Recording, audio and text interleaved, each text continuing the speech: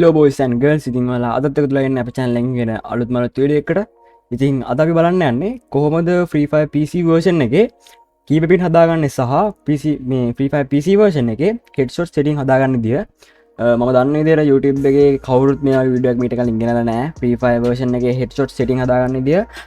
ඒ හින්දා අද අපි බලමු PC version එකේ හරියටම headshot setting හදන්නේ කොහොමද සහ මගේ setting ටික මම ඔයාලට පෙන්නන්නම්.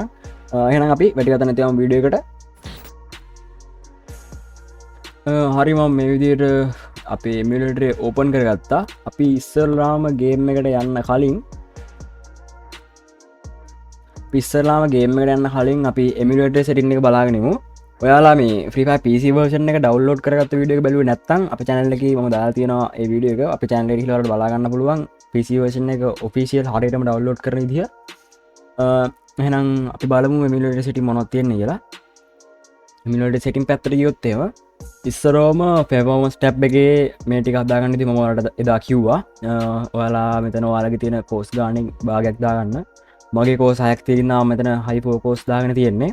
ඔයාලගේ RAM එක ඔයාලගේ තියෙන ගාණෙන් භාගයක් දාගන්න. ඒ කියන්නේ ඔයාලට 16GB වගේ RAM තියෙනවා නම් ඔයාලා මෙතන 8GB කියලා දාගන්න. මගේ තියෙන්නේ 12GB. ඒකයි මම 4GB enhanced 4GB කියලා මෙතන දාගෙන තියෙන්නේ. ඊට පස්සේ frame rate එක 240යි.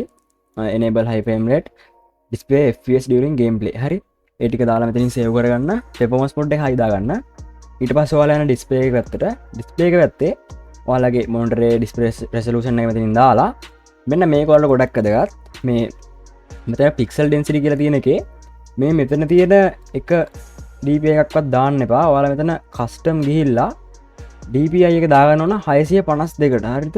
652කට දාගත්තාම තමයි අර ඔයාලා දැකලා තියෙනව නේද මේ සමහර Free Fire PC version players ලගේ mouse එක එන ලොකුයි. ඒ කියන්නේ game එකට ගිහුවාම හම්බෙන අර කළු පාට mouse cursor එක ගොඩක් ලොකුයි. ඒ කියන්නේ එයාලගේ DPI වැඩි කරලා තියෙන ඉඳ තමයි එහෙම තියෙන්නේ.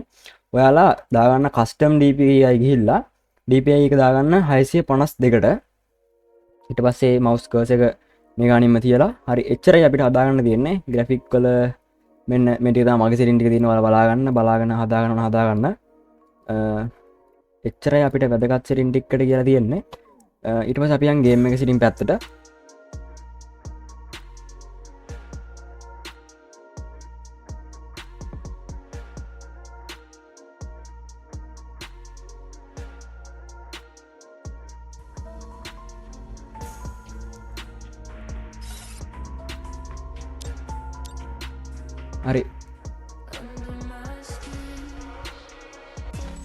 හරි අපි ගේම් එකේ සවුන්ඩ් පොඩ්ඩක් අඩු කරගමු.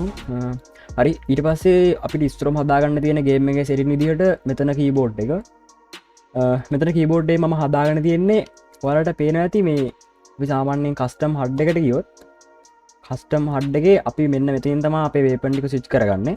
ඔයාලා දන්නවා PC version එකේ සාමාන්‍යයෙන් අපිට පොඩ්ඩක් ගන් ස්විච් කරන විදිය කලින් PC එකේ තිබු විදිහට වඩා වෙනස්. ඒ හින්දා මම කරගත්තේ මෙතන කීබෝඩ් ගිහිල්ලා අපේ මේන් වේපන් එකට දැම්මා අපි පාවිච්චි කරන්න නැති කීයක්. සාමාන්‍ය සෙමිකෝලන් එක කියන්නේ අපි පාවිච්චි කරන්න නැති කීස් ටිකන්නේ.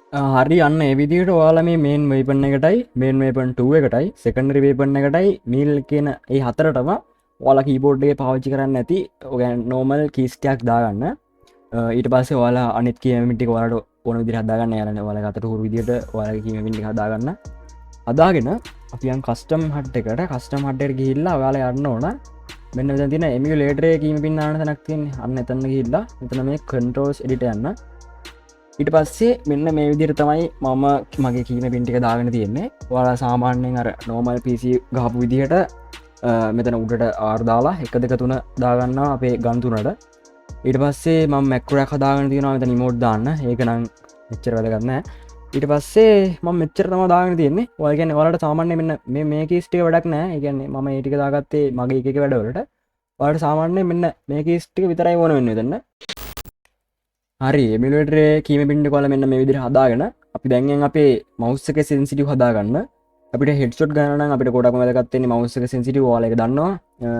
අපි ඉස්සරවම කරන්න ඕන මම ඔයාලට දාලා තියෙනවා Google Drive link එකක්. හරිද? ඒ Google Drive link එකෙන් ඔයාලා ඩවුන්ලෝඩ් කරගන්න මම දාලා තියෙනවා mouse එකේ DPI change කරන්න පුළුවන් software එකක්. ඔයාලා මෙන්න මෙතනින් ඒක ඩවුන්ලෝඩ් කරගන්න පුළුවන්. මෙන්න මේ විදිහට ඔයාලා ඒක ඩවුන්ලෝඩ් කරගන්න. මම ඒක ඩෙස්ක්ටොප් එකට දෙන්න. හරි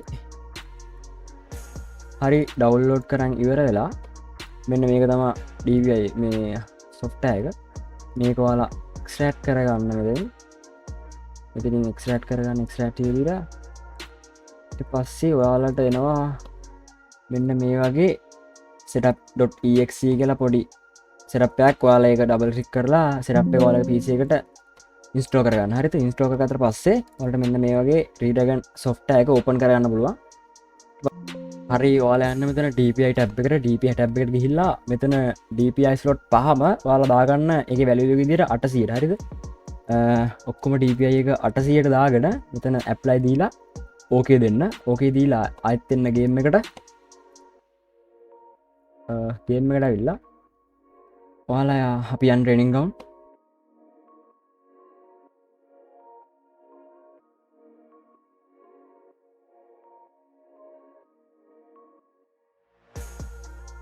හරි ට්‍රේනින් ග්‍රවුන්ඩ් ගිහිල්ලා ගන්නක් ගමු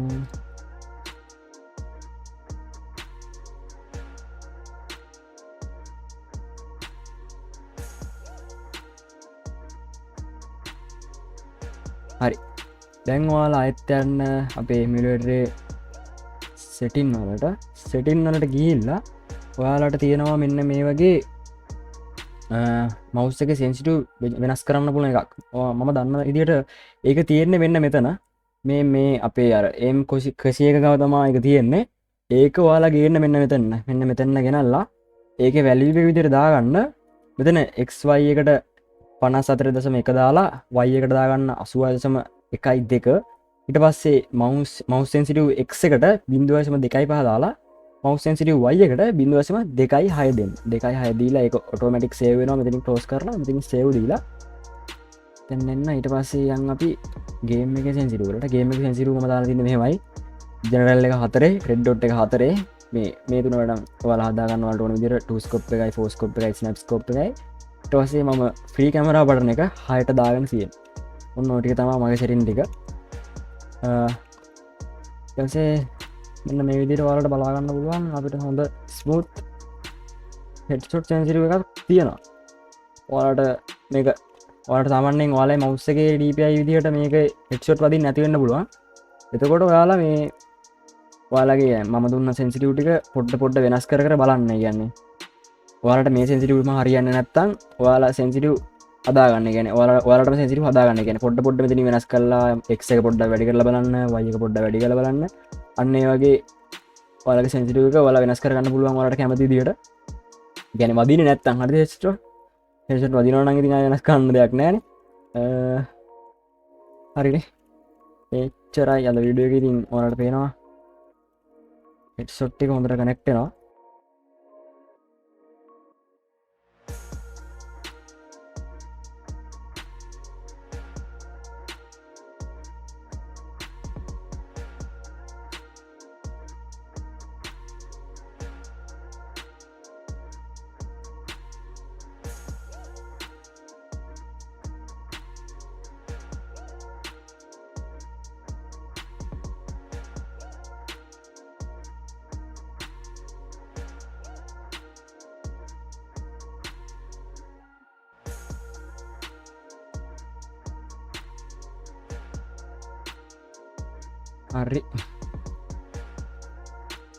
හරි ඉතින් අද වීඩියෝ එක අපි කතා කරේ අපේ PC version එකේ keyboard pin සහ headshot setting හදාගන්න විදිය. ඉතින් අපි සාර්ථකව headshot setting සහ keyboard pin හදාගත්තා. ඔයාලට මොනවා හරි ප්‍රශ්නයක් තිබ්බොත් අනිවාර්යෙන් කමෙන්ට් කරන්න. මම අනිවාර්යෙන් reply කරනවා. එහෙනම් අපි අද ගියන්න හැමෝටම සුබ දවසක්.